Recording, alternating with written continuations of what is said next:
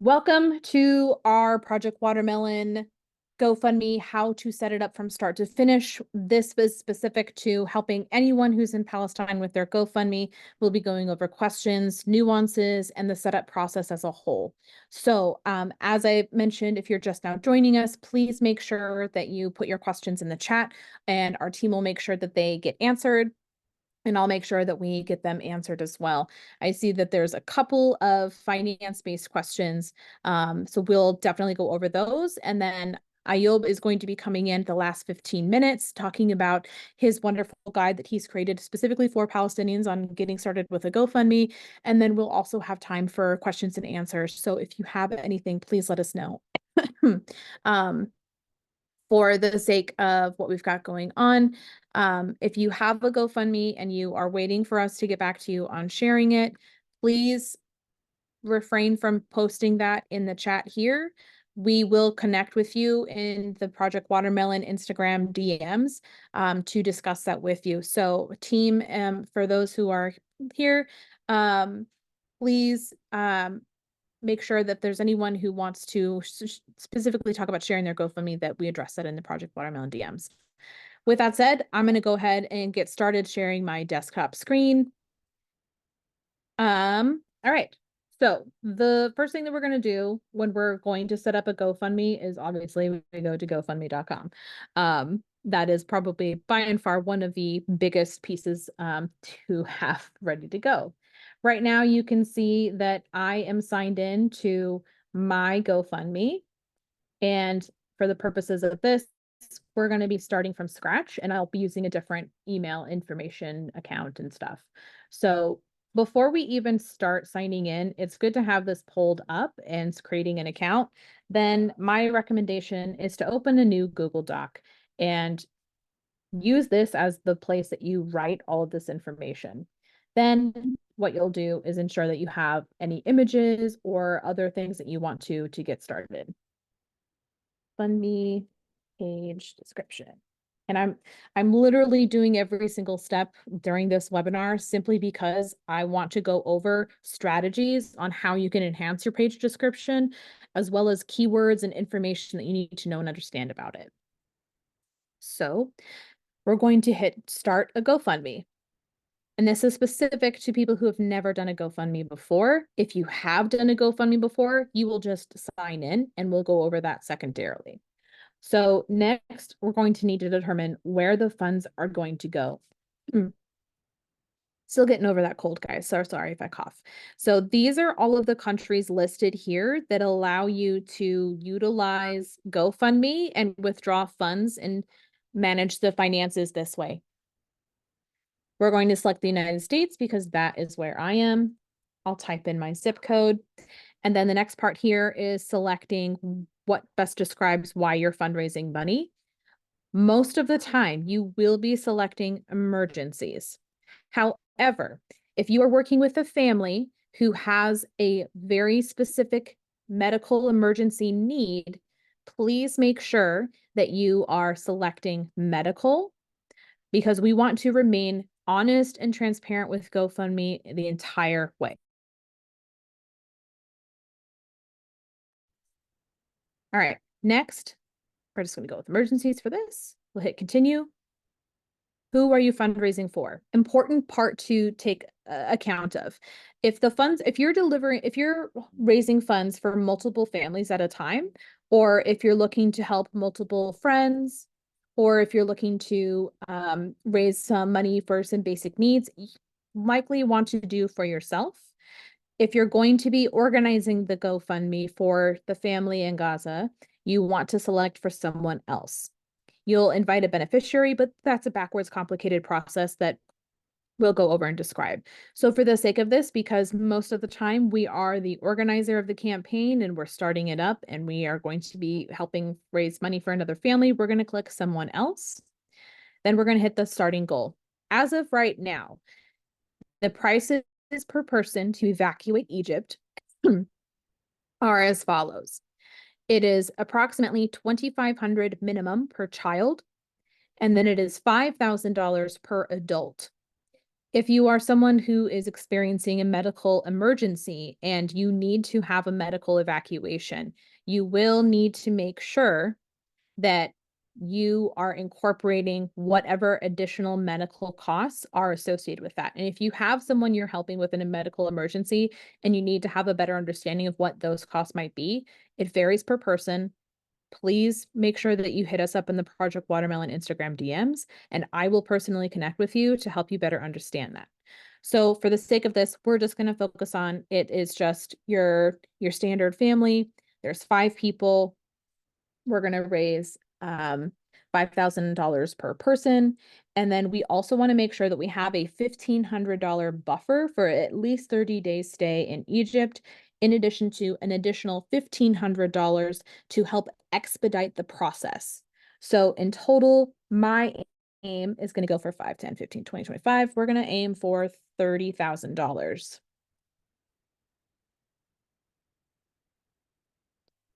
And that is going to help us get that expedited place in line, as well as 30 days expenses, as well as evacuation per person. And while there may be some children in there, my recommendation is to always have a little bit of a buffer, because you also want to be able to use the funds to help you set up some kind of tent, or provide for some basic needs while you're still, or while your family is still in Gaza.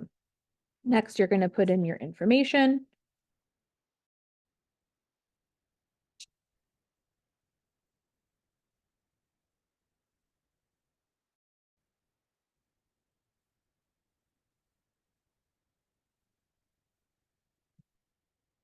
Okay, you've got all that. Standard making a password kind of a thing. Then you'll hit sign up. Move through this, just waiting for it to connect. Okay, and then you'll select a phone number. How should you receive the verification code? Doesn't matter. We're going to do text message. And I have my phone off the screen here that we are going to just wait for. Then you'll type in the code.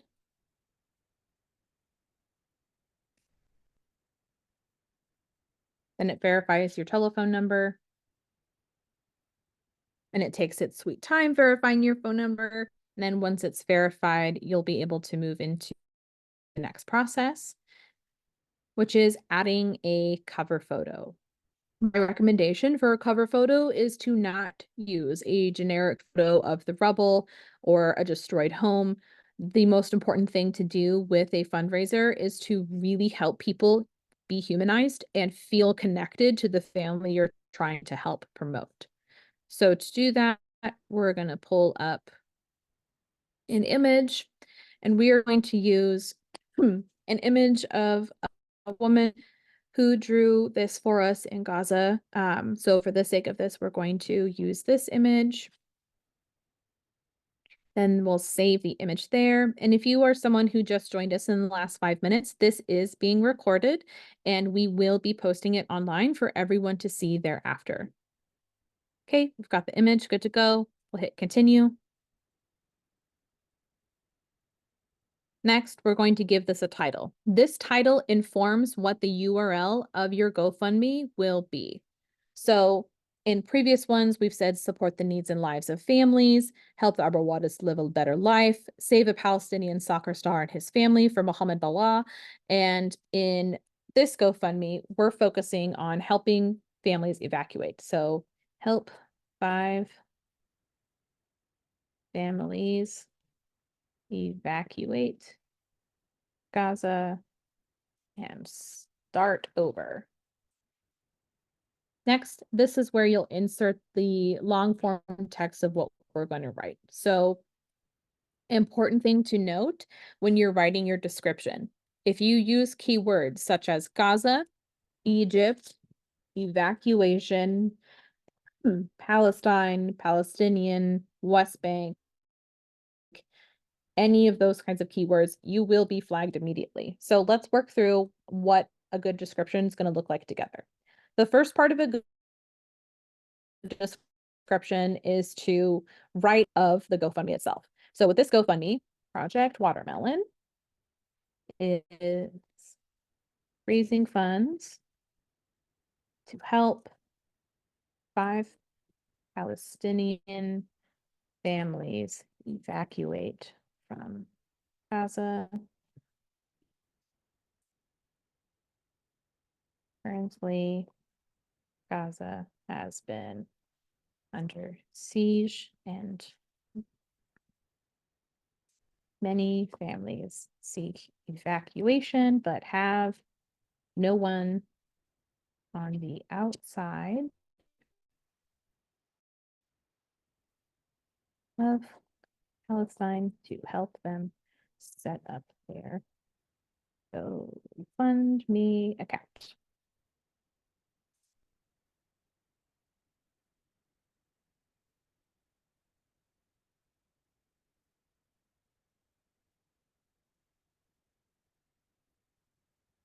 Very short, very simple, straight to the point. What we're doing, who we're raising it for, and why. Because there's not enough Palestinian people who have connections outside of Gaza or Palestine to help them. Next, my recommendation is to make a bullet pointed list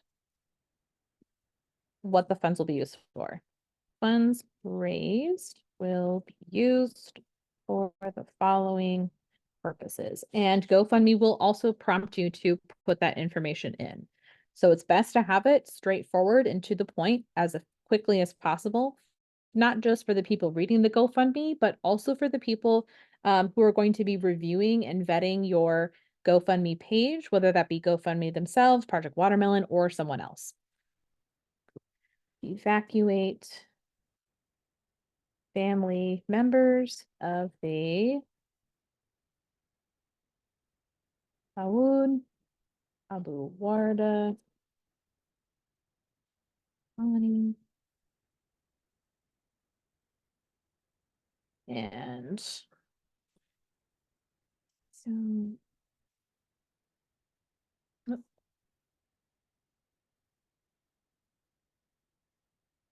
and what was the other family's name?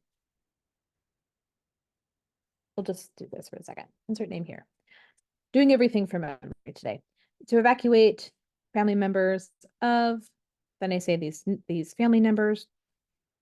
Then below that, you would list the names of these family members are as follows. Since we're doing it by family group for these individuals, we would say Hamza, Haytham, Ahmed, and then the rest of the family wants to keep their names private, so their mother, father, younger brother. Then you would repeat the same thing for the next family. And then you would just insert the names here, and the same goes on for the rest.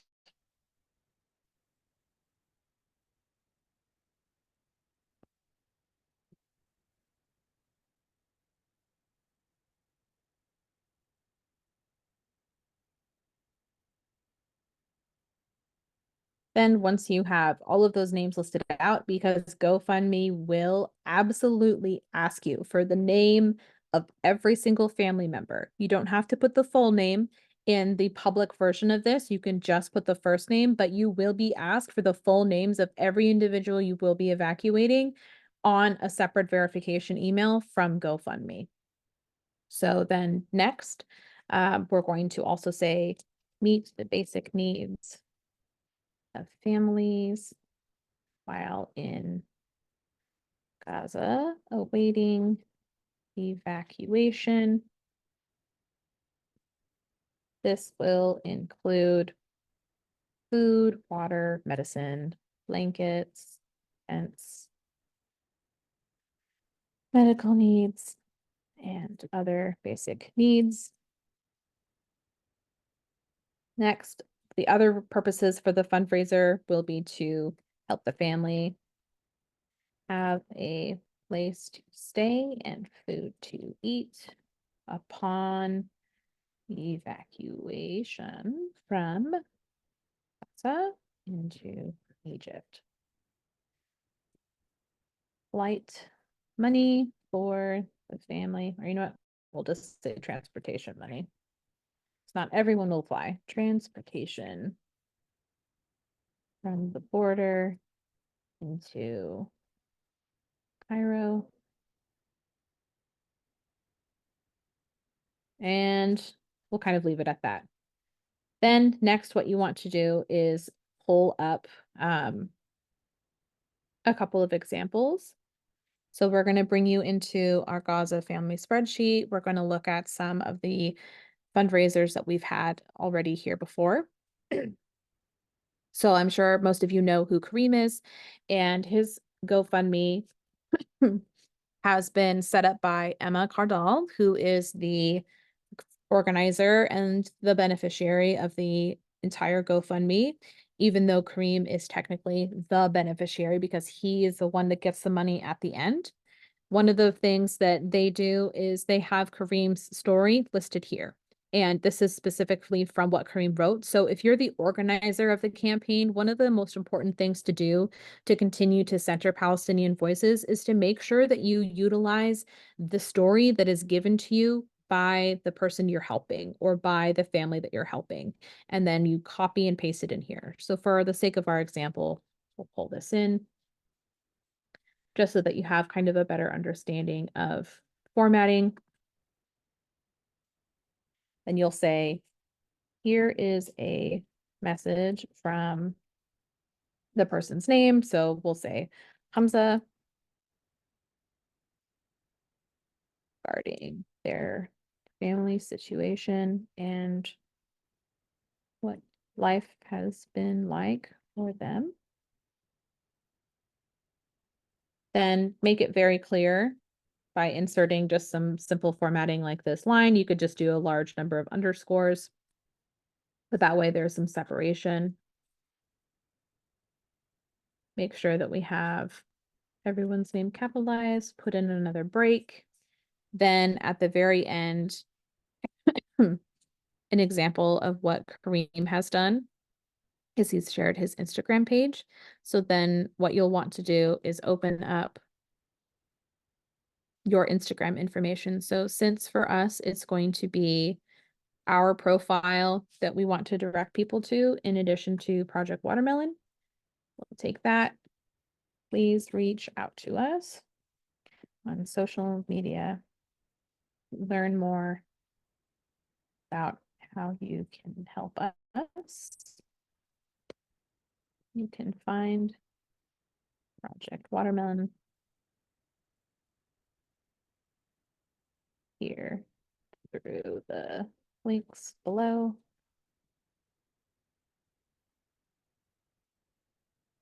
Simple link.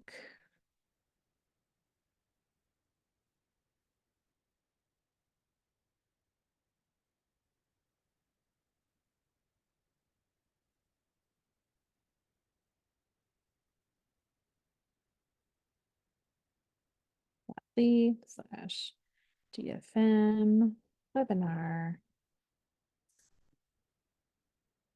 And then if you happen to have an email address that you want to share, just be aware that GoFundMe will flag any kind of link that you put in there. And if you happen to share a link from PayPal or anywhere else, it will also flag that. So we're just going to take what we have here. We'll go back to what we're writing. We'll put it in here. And then something that you want to do is insert some images. We have lots of images here. And then in our downloads, that we'll pull. And again, this is just an example, so it's going to be a little more generic, but just so that you kind of see what the formatting is going to look like. This was a vertical image. Everything is going to force you to make it horizontal. So just be aware of that. You can easily format multiple images together through something free like Canva, and then just download what all of those things are going to look like. So you can see here that when we copy and pasted from here from the Google Doc into GoFundMe, it is going to reformat what that looks like. So we want to just reinsert some of those things. Again, make sure we put in those bullet points.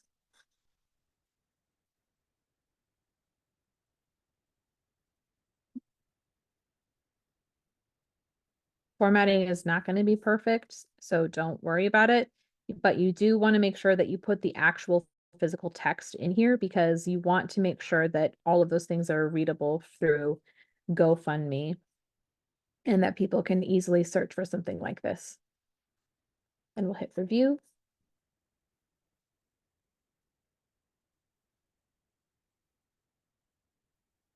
And here's the notice that you're going to see.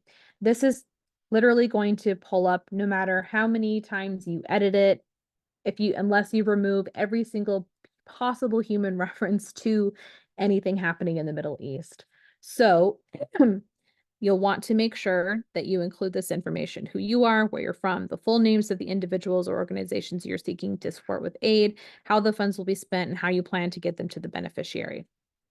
So, I did this on purpose where I didn't include some of this information because I wanted you to be able to see what GoFundMe does when it pops up, when you don't include some of that information, or what the message looks like specifically.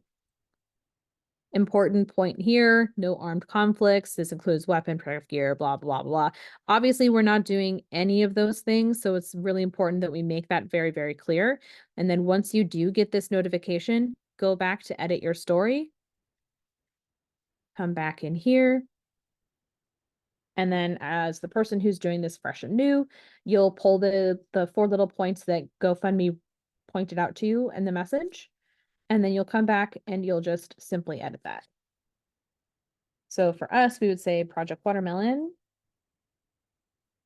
is founded by Sarah Potter and Dr. Aliyah Rahim, who are working together to support the human rights of Palestinians.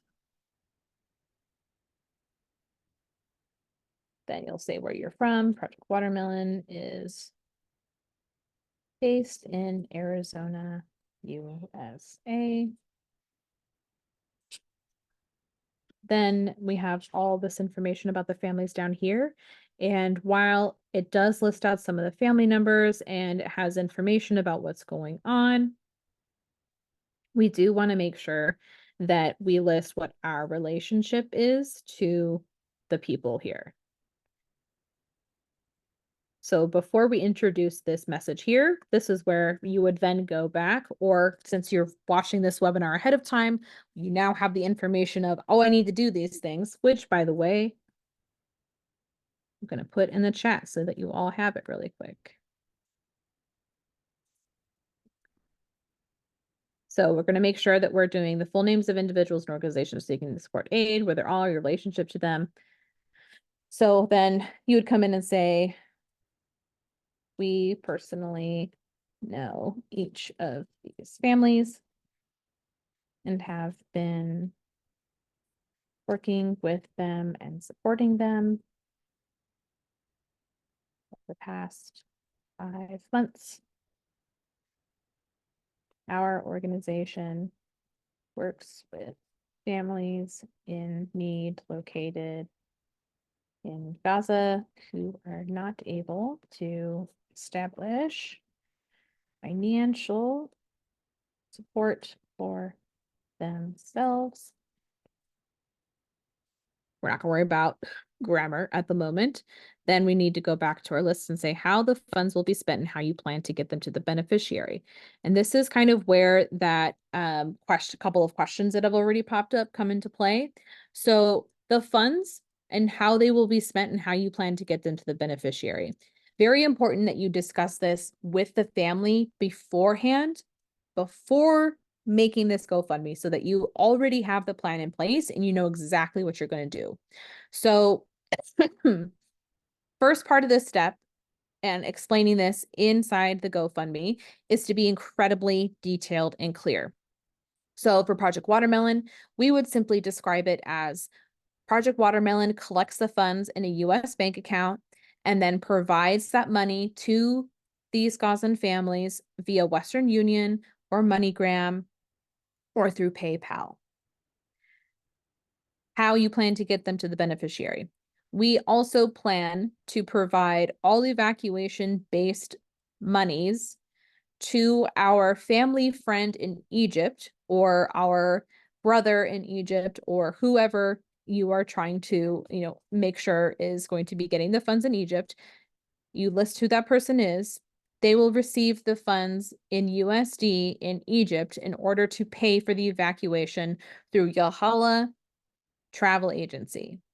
If you have a different travel agency you want to use, that's fine. Yahala is really the one to go through though, because they're already doing this sort of stuff with family evacuations and they know what they're doing, but also there's a lot more information out there that you can garner from other people on how to negotiate with Yahala and how to get everything you need done and established through Yahala as a whole. So then here at the bottom, we'll go back to what we said. We'll put in our little blurb about how the funds will be utilized and dispersed. Collected in a US bank account and transferred to the family via Western Union or bank transfer to the family in Gaza to meet their basic needs.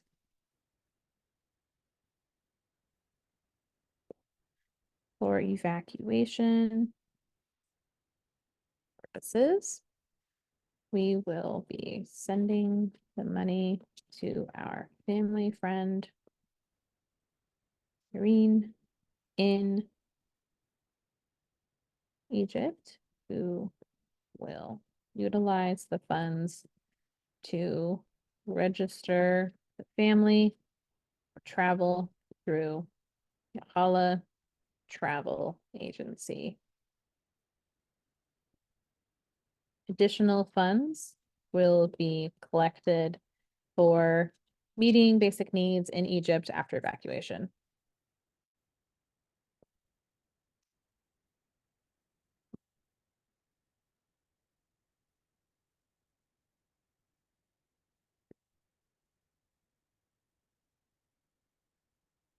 Okay.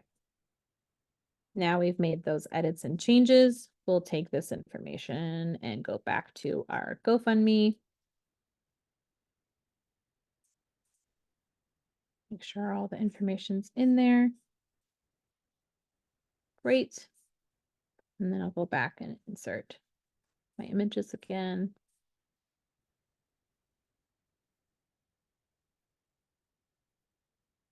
Huh? You're not able to upload because your image is a JPEG. What?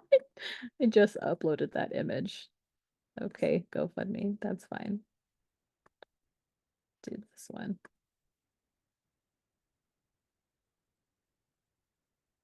Cool. So GoFundMe is not going to let me upload the images that I've literally already used. Let's try this again. Sorry, guys. GoFundMe and technology, not perfect systems. All right, well, we're going to pretend we have images in there and we're going to move on for the sake of time and the simple fact that this is just like not cooperating with me. So we'll hit review.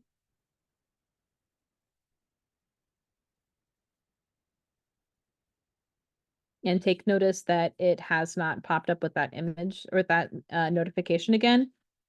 So then you can hit launch fundraiser.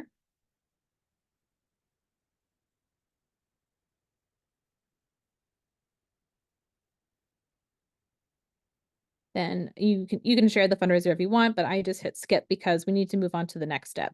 And for this part, I'm going to not share my screen a little bit because I don't want you to see my bank account information, but I will get us started. So we'll hit set up transfer, and then it's going to ask us who our bank account information is going to go to. So is it going to go to someone else's bank?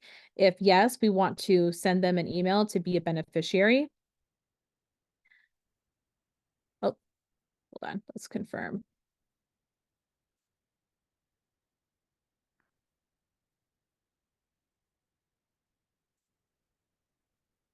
Perfect. Verify email. Important step, verify the email. Add a photo.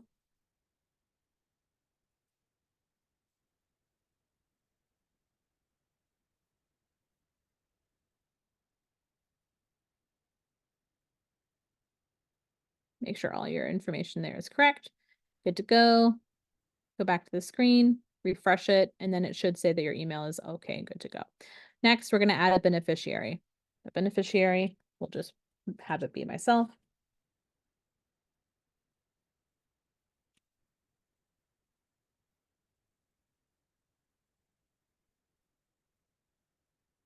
Send invite.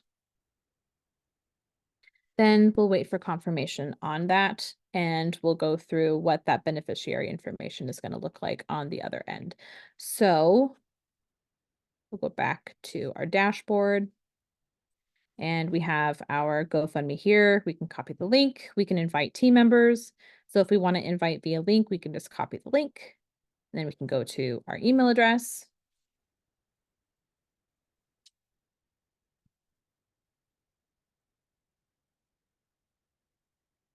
Join my GoFundMe for families. Please join the team at this link. Whoop. Okay. Copy a couple other people in there.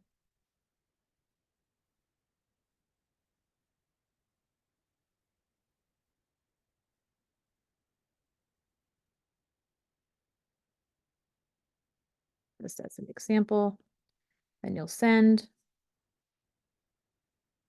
And then I'm going to stop sharing for just a second, and we're going to bounce over to questions. How do you set up transfers? Can they receive high amounts through Western Union? Usually whatever transaction would need to be made. So through Western Union, you have a $5,000 limit per day. So if you're going to be transferring $20,000, for example, into Egypt or Gaza, you want to make sure that you're planning that out and that you're paying attention to how many transfers you're doing at a time. The really important thing to understand too is that with transferring money into Egypt specifically, you are going to encounter a few really unique issues. The first one being that you absolutely have to make sure that you are providing them with actual USD dollars, and they need to be like clean, crisp dollar bills in order to ensure everyone is getting what they need for their weird stipulations. Let me read off my list here for you. So information on the process. The evacuees need to have a family member in Egypt to register them. That family member can be a first, second, or third degree or can be an in-law. If the evacuees don't have an immediate family member, then the evacuees need to find a friend or a trusted person to register them in Egypt. For that friend, the evacuees have to send a video saying that the evacuees have authorized them to register them at Yahala on their behalf. The evacuees have to state the person's full name and ID. Then the evacuees need in the same video to state their full name and the full name of each family member in Gaza who is going to be registered. Then the evacuees need to show their personal ID or passport in that video and show the biometric page with their photo and name to confirm their identity. To the person who is going to be registering people outside of just being the person who's organizing the GoFundMe, the person that's going to be doing the registering in Egypt needs to ensure that they have that $5,000 per adult and $2,500 per child who is less than 16 years of age, plus $500 to make the process faster, plus $1,000 to make that person not have to wait in a long line, which is that $1,500 I mentioned at the start for expediting the entire process. The money that has to be sent to Egypt must be in USD via Western Union. And when you are filling out the Western Union page, you need to make sure that you are selecting USD as the receiver bank currency and asking people to fly in with cash to Egypt. The evacuees cannot use banks. Each Western Union transaction has a $5,000 limit. Each person flying in with cash has a $10,000 limit. Once the evacuees are registered, the evacuees may be able to leave Egypt within 5 to 12 days once final approval for evacuation has been granted. I've seen it happen faster. I've seen it happen over a longer period of time. Financial resources to make sure that you as the organizer are keeping track of the current balance available for evacuation costs. What leftover amount of money will be available for a 30-day stay in Egypt? Do you have enough funds left over to fly to the next country of residence? How are you budgeting all of this? Being the organizer is more than just putting together a GoFundMe page. It's budgeting and tracking all of the finances for these families so that they fully understand every piece of information required and needed and everything down to the dollar of what money is going to be used for and how much money you have. It's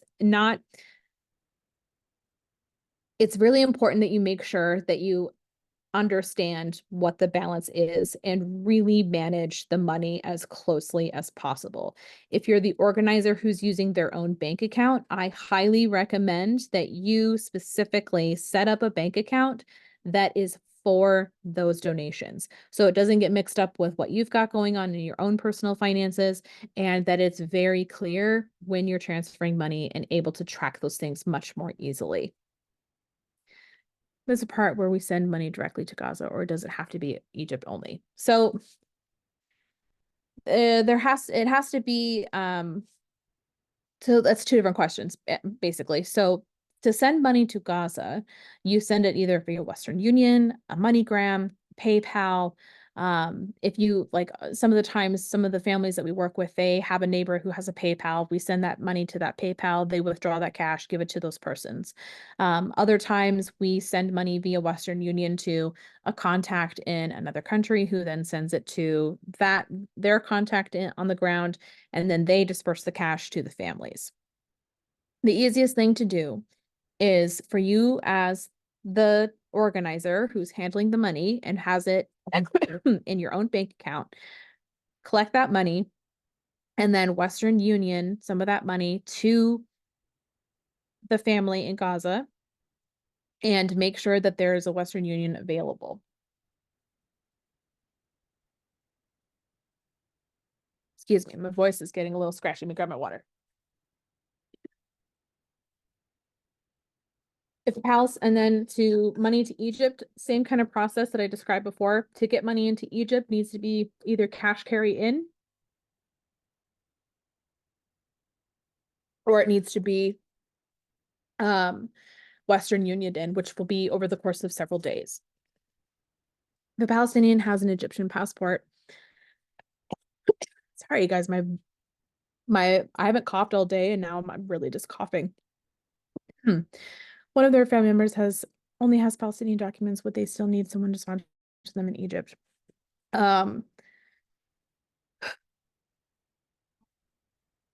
Technically, no, but in terms of like where they're going to be staying and living, Hafsa, they would definitely need to make sure that they have someone that's able to help them organize a place to stay. But if they have an Egyptian passport and you're simply talking about can they get residence or temporary refuge there, yes, they can. Okay,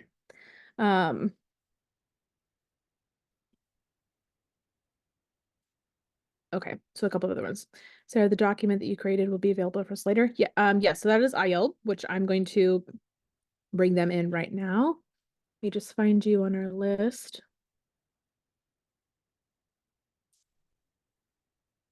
There you are. If you want to unmute and turn on your video whenever you are ready, my friend. Hi. Hello. So Ayoub has a whole guide and I'm going to give the floor to him to explain it and go over it. And then we'll go back into what it looks like to set up transfers, or what it looks like after you've set up those transfers. So go ahead and take it away. Perfect. Thank you very much, Sarah. So, first of all, Sarah, thank you for organizing this session and doing a little demo.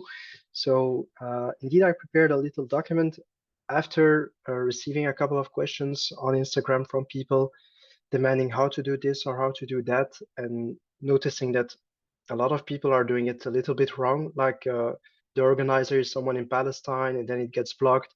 I even saw some posts that like got a lot of traction saying, "Oh, GoFundMe is like the bad guy and trying to block the campaigns." Uh, but there's just a set of rules. The document is a bit long, but don't be scared of it. Like it's very easy to read, but I really recommend you to take the time to go over it and not just start a campaign and doing like a mistake that could jeopardize the success or block the funds. Even if the GoFundMe support team usually try to do their best to help you. So I will share my screen just to show you the guide, but you will also receive it by email, and I will just show you how to navigate through it and where the most important informations are. Let's see if I can share my screen. Yeah, I think it's possible. Okay, so now you should be able to see my screen. You will receive the same document through email. I recommend you to not download it and use the online version. Why? I see it as a living document, so I can always keep updating it. That's also the reason why I enter the month of when this document has been updated. And if I receive feedback from someone or if processes changes along the way, I can just update the document. And every time you open that link, you will find the last version of it. So when starting and to scroll in the document, those are all links. So you can just click and you land on the correct section of the document. The points that I go through into this document are a little bit of introduction of how does GoFundMe work, the geographical limitation. So this means the countries, like Sarah just showed at the beginning of this call, the countries where you can set up a GoFundMe. Then the importance of the transparent and compliant fundraising. Try to be as transparent as possible and honest in the creation of your GoFundMe. Understanding the policies and the restrictions of GoFundMe. How to set up an account. How you create the campaign. So the description, the title, setting up the goal, adding pictures and videos, choosing the appropriate campaign category, like if it is a medical emergency or just an emergency, and just try to select the correct category at the start of your campaign. Providing the bank account details, sharing and promoting the campaign. Those are just some very simple tips. So it's not like a actual marketing campaign, but just some tips to not forget. It's not the moment you create a GoFundMe for someone in Gaza that you will see funds like flying in. I would hope to, but it's not the case, and it really has to be spread to give it a chance to get some traction. I can deal with the challenges after the campaign. What you should do. Those are some general points, some resources and interesting links. How to monitor your campaign and the post-launch. I think this is one of the most important things. It is after you have launched your campaign, there will be a review process. It usually, when a campaign is done in the Middle East, there is like a whole review process where it's a back and forth of emails with the GoFundMe review team. And I show examples of the emails and pretty much everything that they will require from you, how to add team members, and an example of a GoFundMe page and some conclusion. In the case you just need the most important information, I started with it. Like this is a small, too long didn't read with the key sections, section 1.5 regarding the banking and financial information and the review process. Let's go through the banking and financial information. What I entered here is at the moment that I wrote this document correct, but things can change. Like at the moment, the way I usually send funds is through Western Union, uh, but there is a possibility that there is a no Western Union available or a MoneyGram and so on. So try to always be up to date with the beneficiary, the person that is in Palestine, to see what is the way they can access the funds. Here I noted a lot of possible options to send the funds. I explained them. I explained how it works. But a little disclaimer, I'm not sure I wrote it in the document. I have received some requests and some people asking me, oh, there are exchange offices still open where I can receive crypto money and Bitcoin, for example, and they were asking if it is possible. It's not possible. And I also asked it to the GoFundMe review team through their live chat, and they said no, and it's totally logic. Why? Because the funds are not traceable. You cannot like have an actual proof that the funds has been sent to the beneficiary that has been planned in the GoFundMe. So when you receive that request, try to explain to the person that you understand that there is that way close to the area where you are, but you have to do it through a Western Union, a MoneyGram, or a PayPal. And to rapidly answer the PayPal question that I saw in the chat, so PayPal officially as a product doesn't exist like in Palestine, but Palestinians have, most of them, or their neighbor, or they have a friend who has an account, and the way they get the funds are through or exchange offices that can where you can go with your PayPal account and they give you the cash. But I don't know how the technical process works.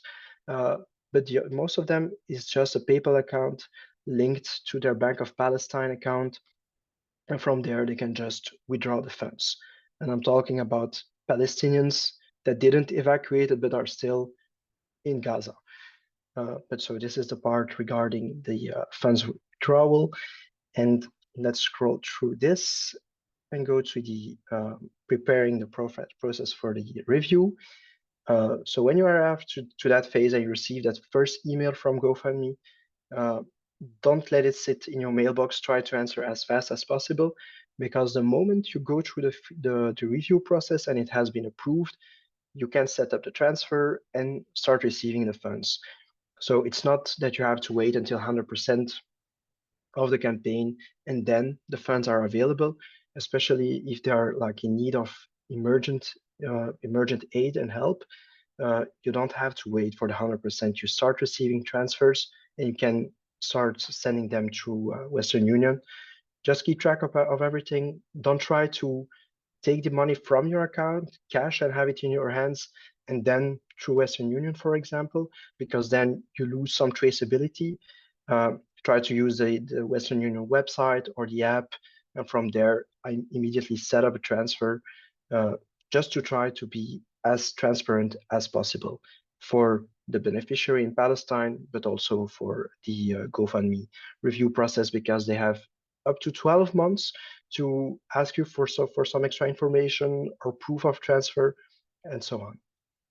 But here you have some information regarding the review process. Later on, you can just zoom in into that the screenshot that I have here, and it gives you an overview of the questions that they usually ask. I blurred the names and the ticket information and so on, but all the questions are shown here. And the moment you answer them, you will have a couple of emails, and after that, they will unlock or approve your GoFundMe campaign.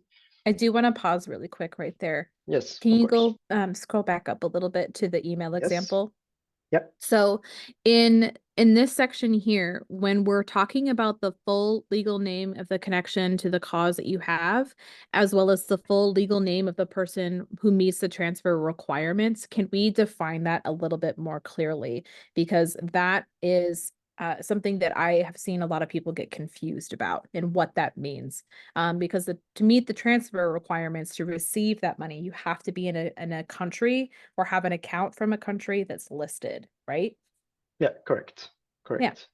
Correct. You have to come from one of those 18 or 19 countries where GoFundMe is available, so you can basically connect your bank account to Right. GoFundMe, and it has to be linked to your legal name. And another thing is when you're doing the transfer, I think on one of the first Western Union transactions I did, the person said, "Oh, thank you very much for transferring it, but could you send it on the name of my brother?" Um, if you plan to do this, they have to be mentioned in the review process as one of the beneficiaries. Uh, Ideally, it is the person to whom the campaign is linked who will go after the funds. Thank you. Let's And if see. you have further questions, like my recommendation is if you get this email and you're confused on what to do, refer to this guide, but then also my headphones decided to crash.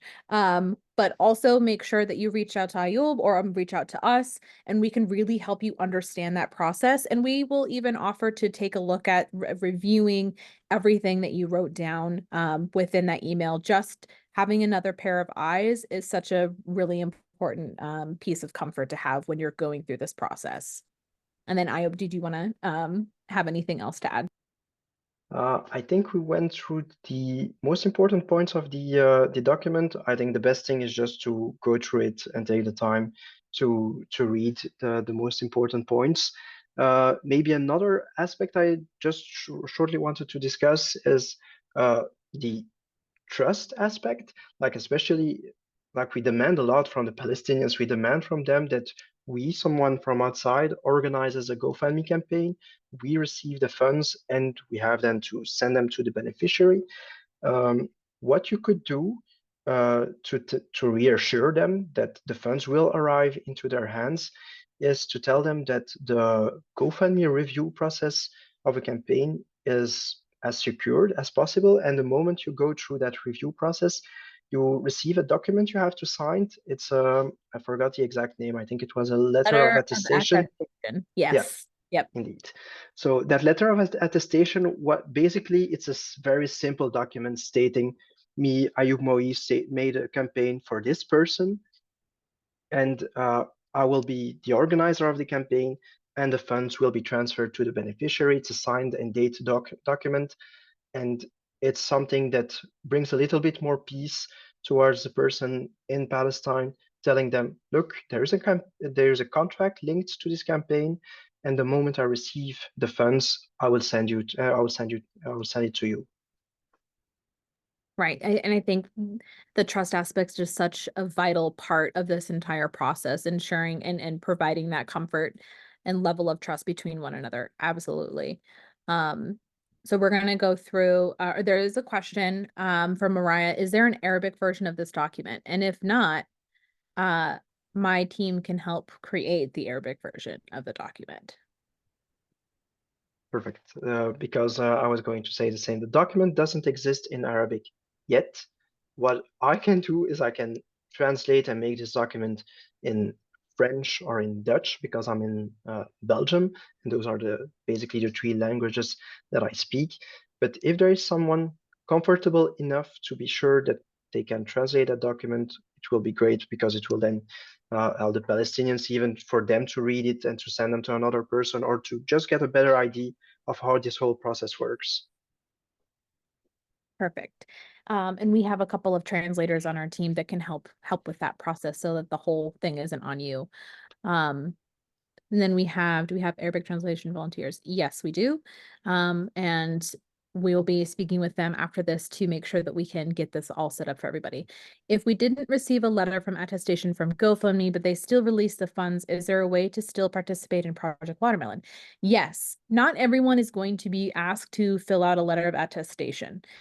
And part of that is because the GoFundMe wasn't set up through this specific process and direction in that way. So for me, my GoFundMe that I do fundraising for families and meeting their basic needs, I have not had to do a letter of attestation. And part of that, I will say is a little biased on, to be politically correct, biased on GoFundMe's front. They are specifically doing this to people who do not have the availability to create a GoFundMe. And it's very clear that they are from Palestine or Gaza. There are some other areas of the world where this happens as well, but it is a very biased thing that's occurring. Not everyone is going to have to do a letter of attestation. And if you don't have a letter of attestation, we still ask for the same verification aspects of your GoFundMe. And then we help you understand that there may come a time you will have to do a letter of attestation, and we'll walk you through that process when it comes by. So again, you don't need to have a letter of attestation to participate in Project Watermelon's GoFundMe links page, but it is something just you need to be aware of that may or may not happen. If I'm helping a family, do I choose myself for bank transfers or choose beneficiaries? I'll let you answer this one. So when making a campaign and selecting who the beneficiary is usually the beneficiary is someone in Palestine, and you cannot link their bank accounts to it. So you are the organizer, you select the option that you are making a campaign for someone else, and then when you're setting up the bank transfers, the financial beneficiary has to be someone from the team that is in one of those countries where GoFundMe is available. Right. So you have to actually be the financial manager, receive the finances, and transfer them. That's why the advice of Sarah is one of the best. I also made a new bank account just for GoFundMe, because if you don't do it like this, you will just get lost. Especially if you made the mistake that I did of setting up the funds that are being transferred daily, and you receive like little amounts every day, you can get lost. So I really recommend to anyone starting a GoFundMe, just set up a bank account. It's not a very complicated process, and a lot of banks offer like free or very cheap bank accounts. So it's not that difficult of a process. Yeah, and you can always set up a bank account online in a matter of minutes, and that's what I've done for several of the ones that we've been managing. Next, there is a question from Ariel. Apologies again for all the questions. Okay, don't apologize for your questions, guys. This is a very scary, complicated, but easy when you know what you're doing process, and we're here to guide you. So don't be sorry for asking any of your questions. Please ask as many questions as you need to fully understand. So Ariel's question is, what is the maximum amount that one should feel comfortable filtering through their own personal US bank account? In other words, I can't make another bank account, but is there a max that would be safe to filter through my personal one? So I worked in banking for 10 years, and I'm going to explain things just as plainly as they are, because there's no other way to explain it.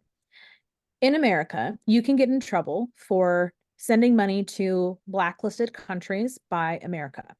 So it is really important that you fully have the ability to have your own bank account for this. I cannot stress that enough. And if you can't make a new bank account, like if you're on the check system and you just aren't allowed to open a new checking account, then I would recommend asking someone to tap in as a beneficiary so that that process can be done correctly and thoroughly with as much ability to track details as possible. It is going to be what's best for your financial security, the beneficiary's financial security, and the family's financial security. So if you try to transfer money directly into Palestine via your bank account, you will get in trouble. However, if you do it through sending a Western Union, document the hell out of the process, take snapshots of all the receipts that you send, the reasons why you're sending it, documentation of every single individual you're sending the money to, and why, you will be fine. But you have to document the process, guys. It's the most important thing in doing this is tracking all the money that's coming in and tracking all the money that's going out and maintaining those receipts for at least 12 months. I recommend for at least 36 months, just based on my banking experience and understanding. What, honey? Go on. Not yet, honey. It's like 5 more minutes, okay? Okay. Sorry, my son is getting impatient with me. Akron asked, I cannot thank you all for creating these things for us. Trying to figure out, can we use some of the funds raised to cover the taxes for the organizer? So let's talk about taxes. In the United States, you do not have to pay taxes on your GoFundMe because they are received as a gift. Donations to a direct person are a gift. If you are an organization like who is supporting the GoFundMe and raising funds through your organization, you need to speak with your accountant and to ensure that you are able to understand how this is going to look for your taxes and what information you need from GoFundMe, the family, and for yourself to manage those taxes. So again, and I recommend following up with your tax attorney. I recommend following up with the person who prepares your taxes. I recommend following up with your uncle, your aunt, your father, your grandfather, whoever knows taxes best. Follow up with them just so that you understand what it looks like in the grand scheme of your personal finances, not just how it applies to everybody. So again, if you are transferring money from your GoFundMe into your personal bank account, it is not taxable because it is a gift, because it is a donation to you. But consult your personal finance people just to be sure. Cashed in or Western Union into Gaza, you mean to across the border? Yes. So for cash in, someone flying from another country, say someone flies from Los Angeles to Egypt, that person can carry $10,000 cash with them. And then on top of that, when they get there, they can have a Western Union sent to them for $5,000. They can then take that $5,000 and add that to their cash. There are carry limits in Egypt. So when you are the person who is registering family members for evacuation in Egypt, you need to remain completely silent about what you are doing, how much money you have on hand, and you need to make sure that you are being as safe and secure with your money as possible, because there are people who have been detained for having too much cash on them post or past the recommended Egyptian amount. And I don't have what that recommended Egyptian amount is because it's fluctuated so much. I've heard from some people you can't have more than $2,500. I've heard from other people you can't have more than $20,000, 12,000. So I would connect with someone you know in Egypt, or look into the Egyptian government's website and see what their cash carry allowances are so that you are taking the right steps to safeguard yourself and the money that you have to have in cash to give to Yahala. And all of this has to be done in person the whole time. So lots of safety security things to also keep in mind for that person who's registering in Egypt. Isn't PayPal currently holding money transfers to Gaza? You want to give us a reminder, y'all, about what PayPal functionality is? Yep. So PayPal is a little bit of a touchy topic for one reason, since officially PayPal doesn't exist in Palestine. Like if you go on the PayPal website and you look at available countries, you will not find a Palestine. The reality is a bit different. They also know it. And usually if they don't think the activity is suspect or like they it doesn't get flagged, they can have it, they can use it. But it's not something I really recommend for the long term. I have a very good example. Someone who is doing a lot of mutual aid and helping people in Gaza. Muna, she is very active on social media, and she has her GoFundMe to like collect some funds to prepare, hopefully, for her evacuation with her and her family. But she has a PayPal account specific for the humanitarian aid, and a couple of days ago it got blocked, and there was a lot of funds got collected, and then it got blocked, and they had to go through a review process. Then they said no, and at the end they got lucky. They had to explain the whole process, and they unblocked the account. But it doesn't mean it will happen every time, so the risk exists that money stays blocked on a PayPal account. So I really don't recommend to use PayPal. If there is another option, don't use PayPal. I recommend Western Union actually. I think it works well. You keep proof of everything, and it's a process that works. The moment you set it up, and in a matter of minutes they can go collect it in Gaza. It's true that depending on the area where they are, they have to wait for a couple of hours and queue in line before obtaining the funds, but at least you are sending the funds immediately and directly to the person for whom the campaign has been made. Exactly. If you are someone who is in the United States and you're transferring money to someone who is in a European country, for example, or where PayPal is supported, you can definitely do that to really help Yeah. make it a little bit easier to transfer. But PayPal within Gaza, all that's is incredibly touch and go, Yeah. Ayoub has stated. Um, And we're going to take two more questions, and then I'm going to show you guys the screenshots of the bank transfer process part of the demonstration. So Andrea has asked, so if the family in Gaza does not have relatives in Egypt and they need to find someone trustworthy to basically set up their transport to Egypt, and does the person need to fly to Egypt with cash? So it depends. If you find someone you trust in Egypt to do this for you, you are probably going to pay them commission, which means then you need to increase the amount of money that you're raising on your GoFundMe. So let's say your goal is $30,000, like the demo we just went through. That person might be asking for $7,000 or $10,000 commission off of what they're doing. So you'll need to add in that additional funds in your fundraiser. Then if that's going through like a broker in Egypt. Then if you have someone who's going to be flying in, you can have them fly in with cash. It needs to be in USD. Whether you're flying from the UK, whether you're flying from Belgium, or you're flying from anywhere else in the world, it has to be in USD because that is the stipulation that Yahala has put in place.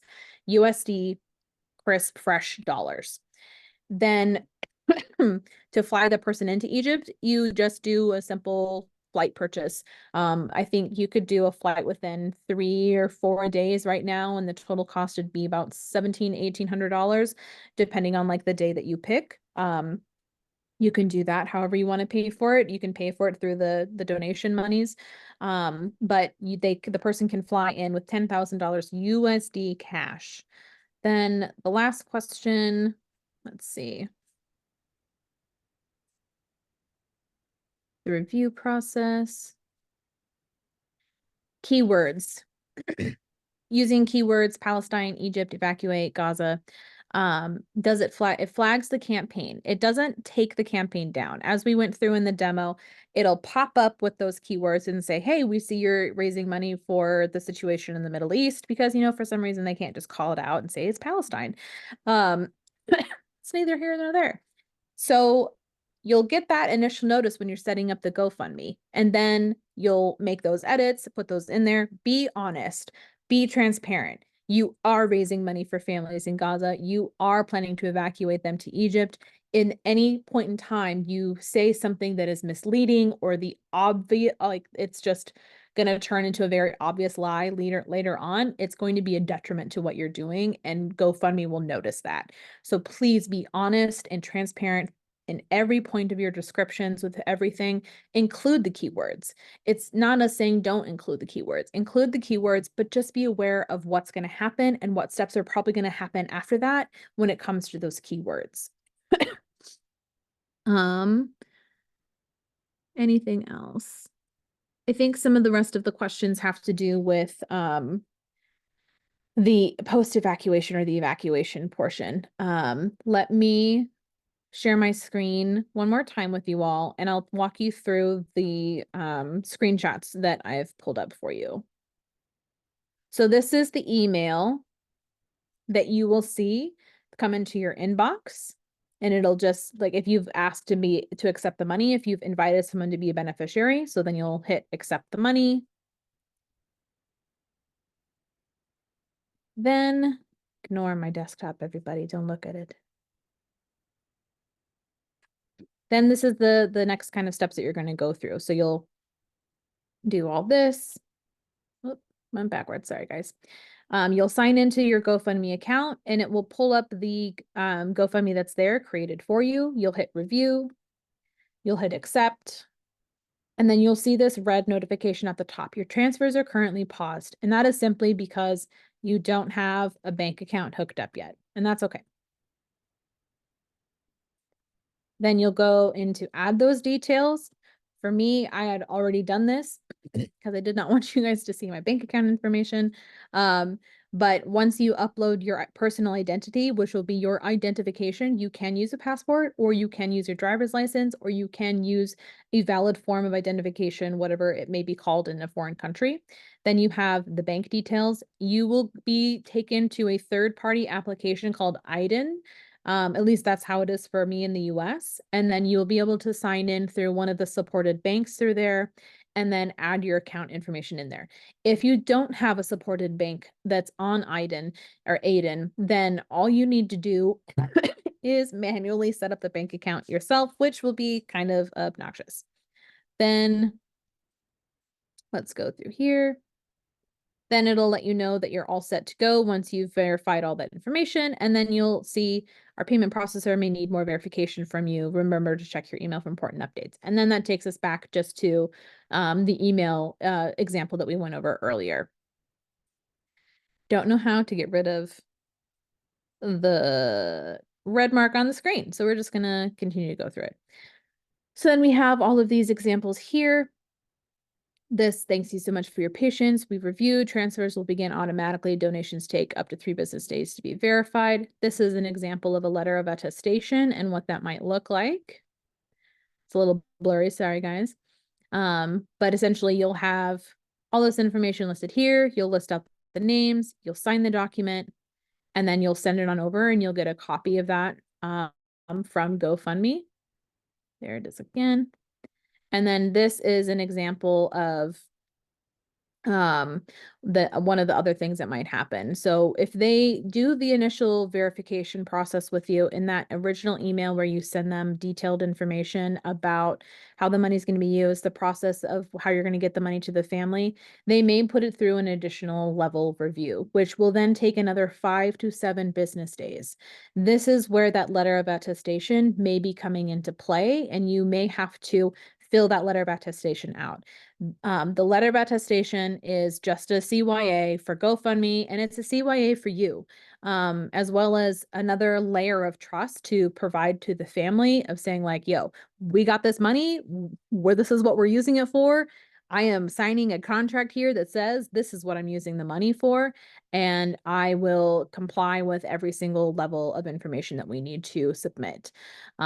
If after the letter of attestation you encounter any kind of issues, please comply with GoFundMe's team. Please answer their emails, be kind, be patient, because coming into it with an attitude or expressing and exploding your frustration on them is just going to slow the process down more and raise some red flags for them, even when your frustration and anger is rightly justified, because this process shouldn't have to be this difficult, but this is the way that it is. This is the situation, and we're all just here to support you through creating your GoFundMes so that you can help the families that you're working with. And with that, we're going to end the webinar. We're 24 minutes over, and I'm super sorry, guys, but I wanted to make sure that we went over your guide, Ayoub, and then made sure that we answered any questions and take a look at what that transfer bank part of it all goes through. So if you have any other questions or concerns about GoFundMe or need support, please find us in the DMs on Instagram. And then with this guide, we're going to work together to get it translated into Arabic. And for now, we'll email out the English version of this so that it's readily available and there's no delay in you getting it.